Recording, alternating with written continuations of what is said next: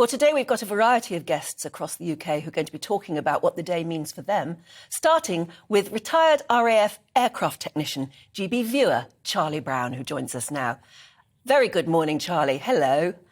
So Good morning and good morning, Stephen. It's lovely to have you on the programme. Who do you think of today? Particularly for me, 32 years ago, we were in the Gulf for the run-up to the first Gulf War. And on the 13th of November, which is Remembrance Sunday, we lost an RAF aircraft from Bahrain. It wasn't one of my Tornadoes that I worked on. It was a Jaguar. And a young lad, same age as me at the time, he was 26, who came from the Isle of Man and was schooled about 500 yards from where I'm sat now. So I think of Keith Collister. I think of 2 months later to the very day, we lost one of our Tornadoes in an accident just 3 days before the Gulf War kicked off. And we lost two young lads, Kieran Duffy, Norman Dent, who were, again, the same age. 26 seemed to be the age of most of us out there at the time. So I especially think of those guys and of the other 5 Tornado crews who died in the Gulf conflict. The bond between the ground crew, the technicians, the mechanics, and the pilots was very strong. Still is today. It's interesting as well. Brother stuff. I mean, we talk, Charlie, about, particularly we think about those who've lost their lives. Oh, forgive me, my phone's beeping. But it's very important as well to think about those veterans, like yourself, who, survived conflict, but are still struggling with it.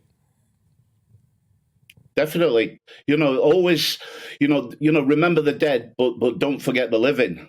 Yeah, not everybody, not everyone who loses their life in war. Some people lose their life, but they come home from war, but they've still lost their life. There's people who suffer from tragic PTSD from the things that they've seen and they've witnessed. What are you going to be doing today and on Sunday? So today, I'm heading down to the War Memorial in Douglas, and I meet up with a group of our veterans, Royal Navy, Army, Royal Air Force, and we pay our respects at the War Memorial on the promenade in Douglas. Then we go for a quick cup of tea. We'll have a chat with our Lieutenant Governor, who's the Queen's representative here, and then we'll go to the pub, have a couple of pints. And then I'm jumping on an aeroplane to come to London.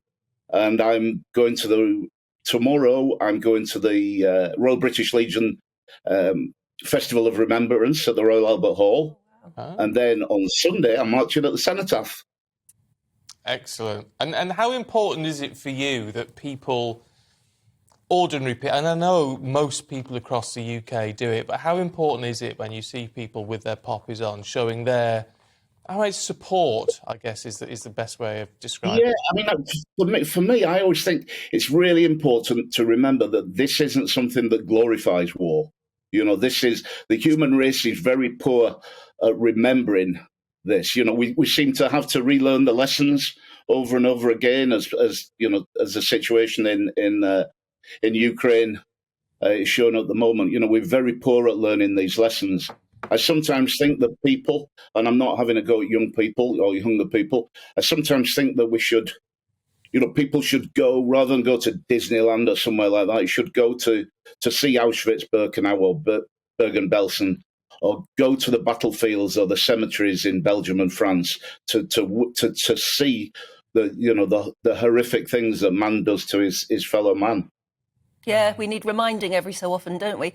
And today is the 11th of the 11th. Your grandfather, I think, is that right, was in World War I? Right. My mum's dad went to war as a young man in France. He came home. He was gassed in the last few months of the First World War, and he was blinded. He was blind for about 6 months, I think, but he came home. He was invalided home blind. And he died when I was 4, so I've got a memory of him, although it's not very good. I was a 4-year-old. I wish I could have met him, but I know from my mum and my auntie that he never spoke about his experiences. And I think that's quite a common story, for especially from that war. And I've got his medals, and I will be wearing them at the cenotaph on the opposite side to my own medals on Sunday. Have you got them there with you now? Well, I've got mine. Where excellent. There you go. There's mine. Yeah. There's my ones. But my granddad's are they're already packed in my case. Right.